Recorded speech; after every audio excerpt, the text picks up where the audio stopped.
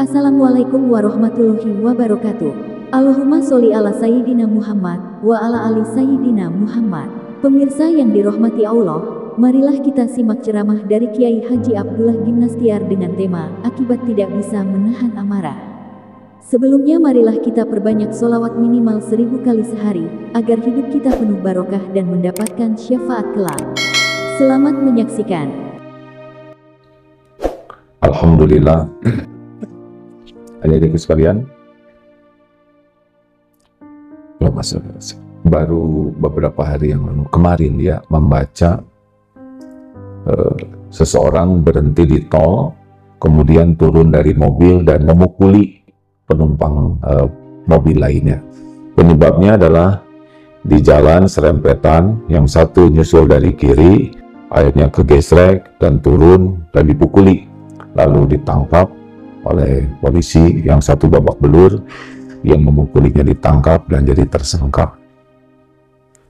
Di rumah mungkin baik-baik saja, tapi tiba-tiba jadi tersangka dan sangat besar kemungkinan di penjara. Penyebabnya adalah tidak bisa menahan amarah.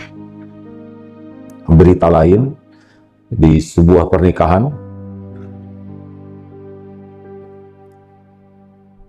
pernikahan ada acara nyanyi-nyanyi, kemudian ada yang senggolan, lalu berkelahi, terjadi keributan, dan mempelai pria ini, seorang prajurit, bawa pistol, mungkin tadinya mau melerai, ditembakkan ke atas, tapi ketika mau ke atas ada yang menepuk, katanya beritanya begitu, sehingga pistolnya meledak dan menembak seseorang yang ada di depannya, kena perutnya, dan tembus seorang adik iparnya, kena dadanya.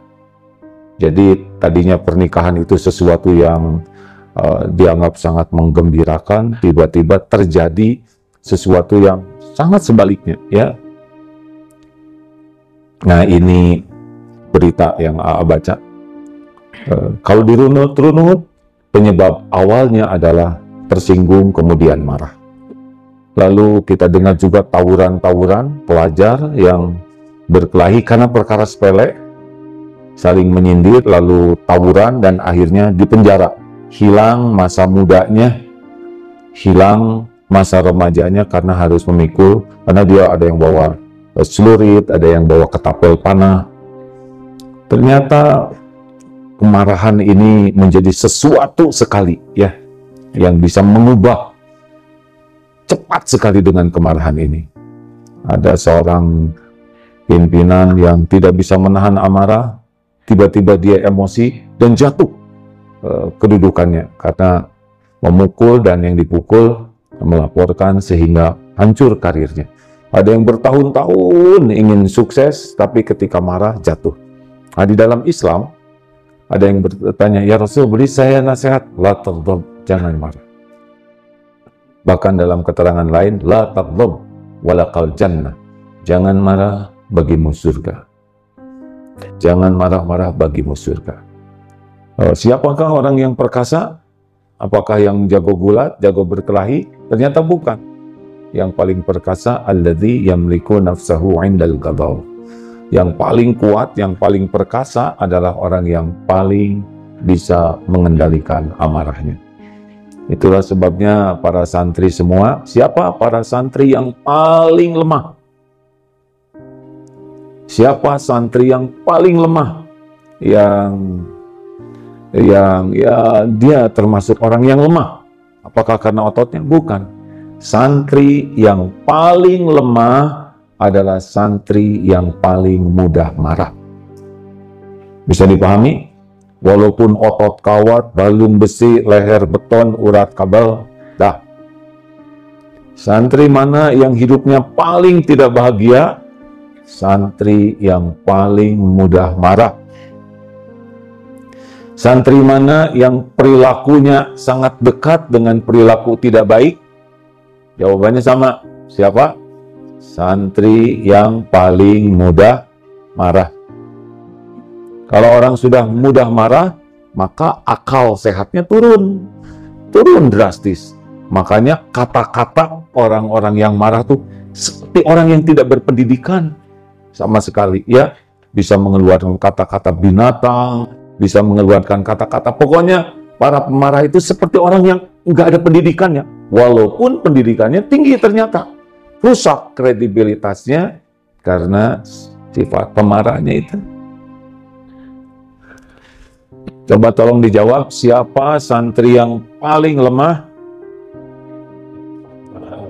Bahu santri yang paling mudah marah. Ini bukan meledek ya. Kan tadi Rasulullah sudah menyampaikan, orang yang paling perkasa adalah orang yang paling bisa mengendalikan amarahnya. Kalau kita balik, berarti semakin tidak bisa mengendalikan amarah, berarti dia lemah. Betul? Lemah. Gini deh, prinsipnya ya, bahwa semua maksiat, semua dosa, semua keburukan itu gerbangnya adalah memperturutkan nafsu. Apakah amarah, syahwat, keinginan. Pokoknya kalau orang tidak bisa mengendalikan nafsu, jatuh kepada perbuatan-perbuatan tercela. Termasuk amarah. Orang bisa perang gara-gara amarah pimpinannya, betul? Makanya di pesantren ini serius sekali untuk bisa mengendalikan amarah. Pribadi tangguh itu bukan hanya tangguh lawan kesulitan, tangguh ketika mengendalikan amarahnya. Kan karakter baku tuh bagaimana? Karakter baiknya apa? Ikhlas, jujur, tawadu. Karakter kuatnya berani, disiplin, tangguh. Nah, yang tangguh ini salah satu cirinya adalah bisa mengendalikan amarah. Santri yang paling nanti hidupnya banyak masalah, itu yang paling tidak bisa mengendalikan amarah. Pokoknya wajib bagi kita, kalau ingin bahagia, ingin mulia, ingin selamat, jadilah orang yang bisa mengendalikan amarah.